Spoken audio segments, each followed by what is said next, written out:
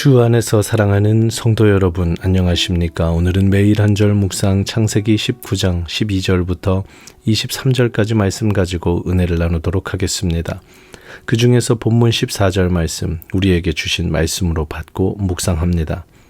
롯이 나가서 그 딸들과 결혼할 사위들에게 말하여 이르기를, 여호와께서 이 성을 멸하실 터이니 너희는 일어나 이 곳에서 떠나라 하되, 그의 사위들은 농담으로 여겼더라.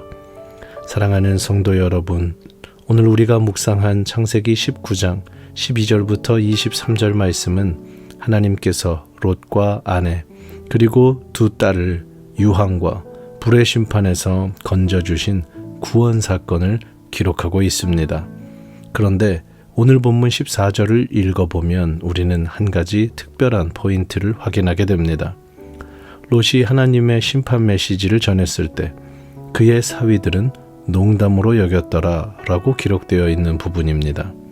다시 말해 롯과 아내 그리고 그의 두 딸은 하나님의 심판에서 구원받았지만 사위들은 롯의 말을 농담으로 여기고 소돔에 남아 심판을 받았다는 뜻이지요. 이 부분을 새번역 성경을 통해 읽어드리며 더 깊이 묵상합니다. 그러나 그의 사윗감들은 그가 농담을 한다고 생각하였다. 사랑하는 성도 여러분, 본문에서 사위들을 지칭할 때 자기 딸들과 약혼한 사윗감들이라고 기록합니다. 개역개정 성경에서는 결혼할 사위들이라고 설명하죠.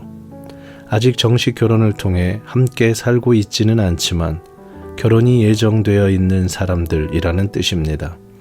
고대 근동의 정혼 문화를 생각한다면 사위들은 이미 한 가족과 다르지 않다는 말입니다.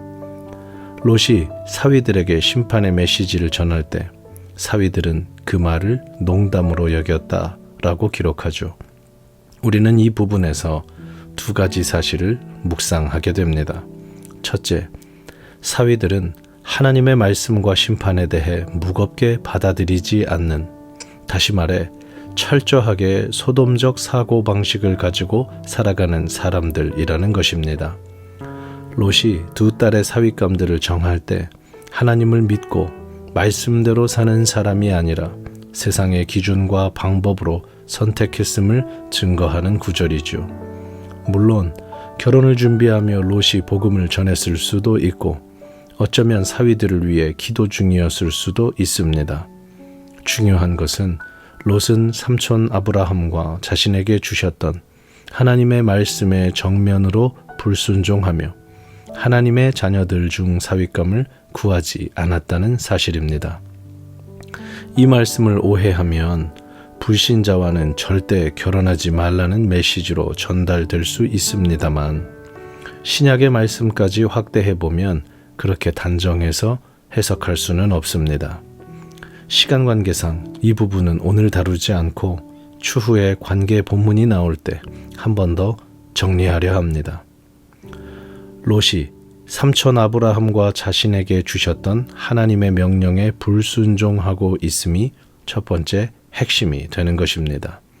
두 번째, 롯의 말이나 삶에는 권위가 보이지 않는다는 것입니다. 상상해 보십시오.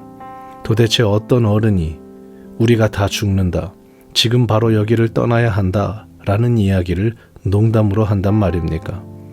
이토록 심각한 이야기를 하는데도 사위들이 농담으로 여겼다는 것은 평소 롯의 삶과 말이 어른으로서 진중함과 신뢰를 보여주는 일에는 부족했음을 대변하는 것입니다.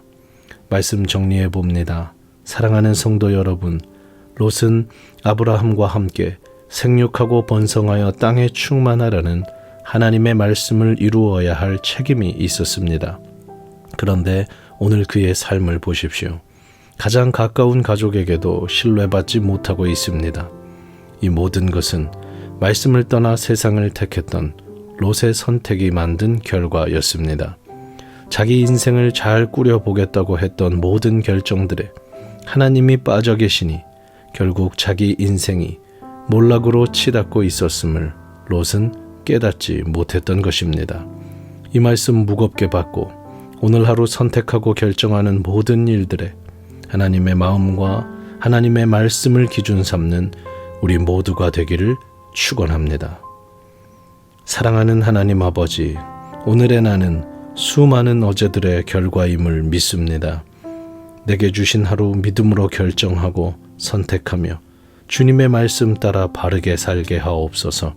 우리의 삶을 인도하시는 그리고 지켜보시는 주 예수 그리스도의 이름으로 기도합니다. 아멘.